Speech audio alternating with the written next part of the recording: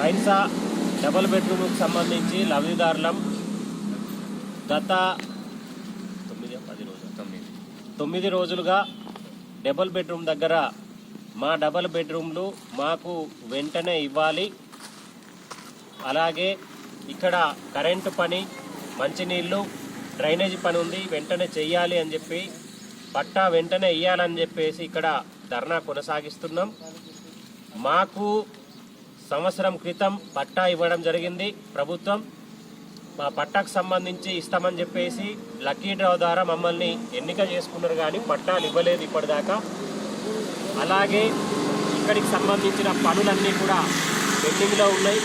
వెంటనే ఆ పనులు చేయాలా, మాకు వెంటనే ఇవ్వాలా. మాకు బాగా ఇబ్బంది అవుతుంది. డబుల్ బెడ్రూమ్లు 440 మంది ఇప్పుడు ఒక్క నెలకు 3,000, 4,000, 5,000 రూపాయలు బైన్సాలో రూమ్ రెంట్ ఉన్నది. ఆ రూమ్ రెంట్లు కట్టలేక సంవత్సరం రూమ్ రెంట్ అంటే 50,000 ఒక్క ఫ్యామిలీ నష్టపోయింది.